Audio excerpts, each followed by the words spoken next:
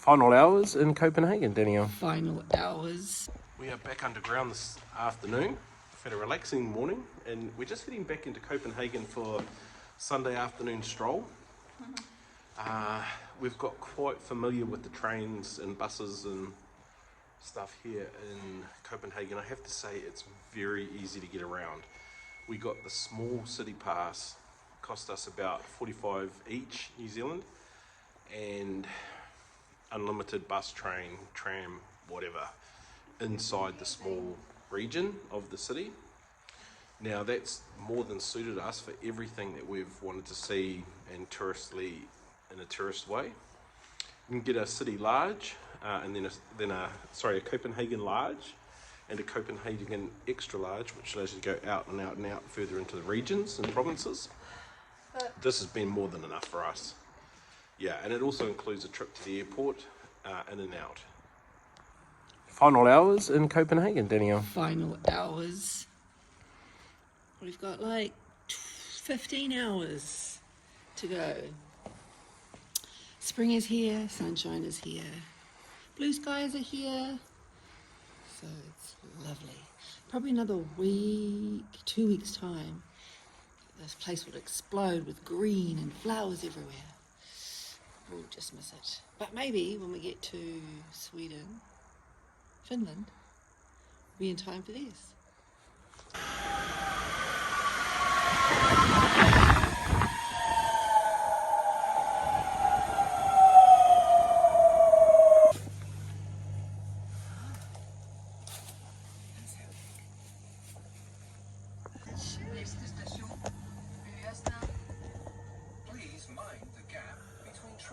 Mission today is simple one. Just head into Copenhagen. There's a community there called Christiania, and I think in the 60s or 70s a whole lot of squatters just moved into this area, took it over, refused to pay rates, taxes, rent, and has existed there ever since. So quite interested in that style of living to see how it operates and functions today. So yeah, let's go check it out.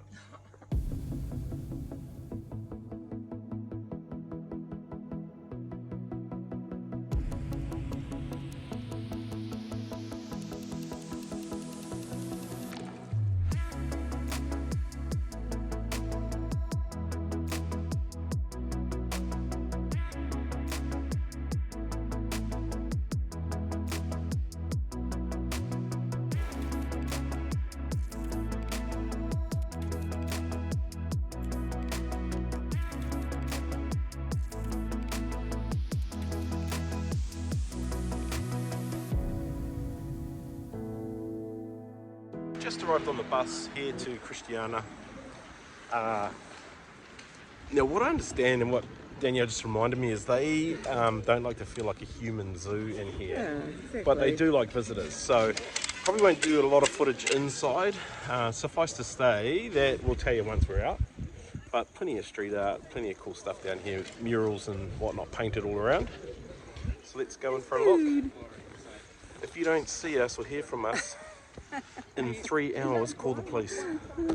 So the reason this worked for a commune to get set up in was all this area here was old military base areas, and so they already had barracks and stuff here with ablutions, with beds and rooms.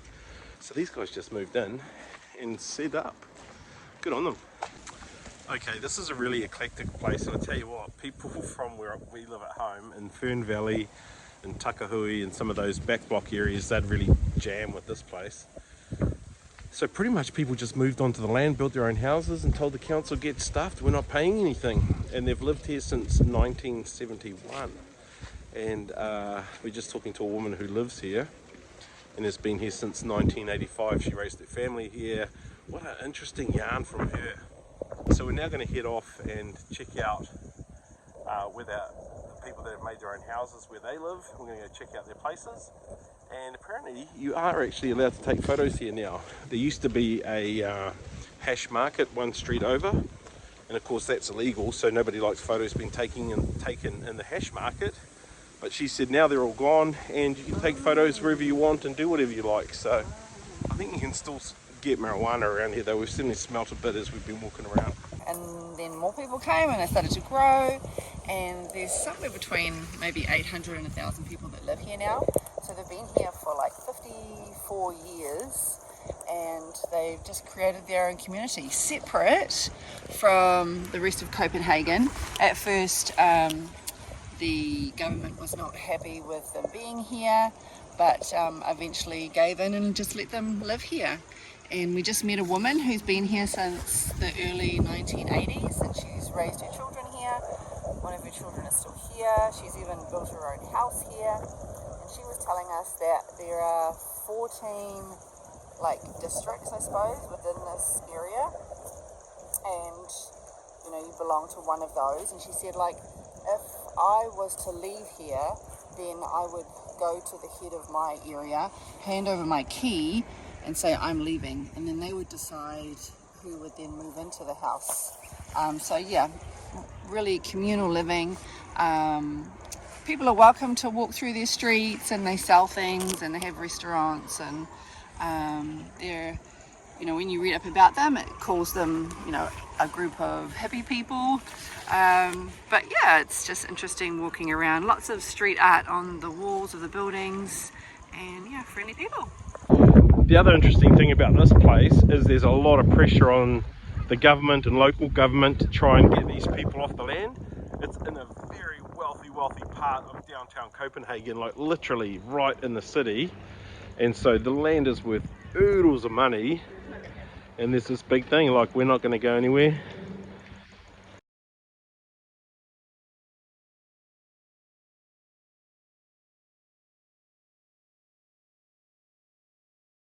The Danish state eventually gave the people here who have called themselves, this is a free town, they later gave them legal status to be here.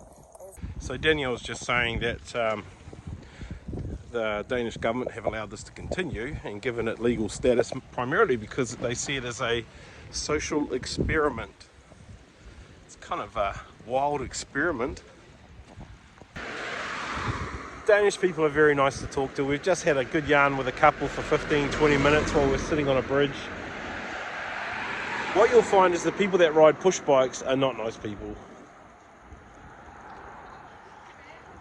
They try and kill you all the time, and then they hiss at you or ring their bells. How are you supposed to know where you walk? They come at you from everywhere, and they're very territorial.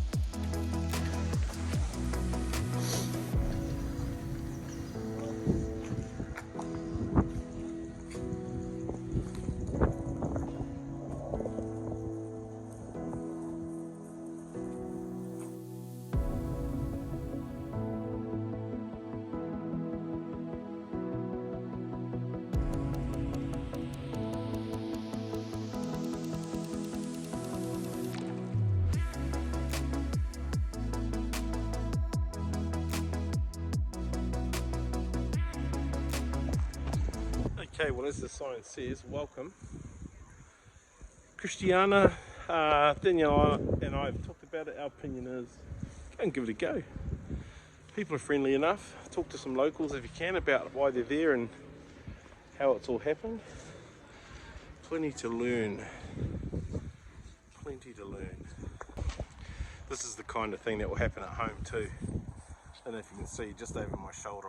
I'll do a closer shot of that, but it essentially just says welcome, or you are now entering the EU as you head out the gates. That's a classic. They are a law unto themselves here, and they see in here not part of the EU, out there the EU. Love it.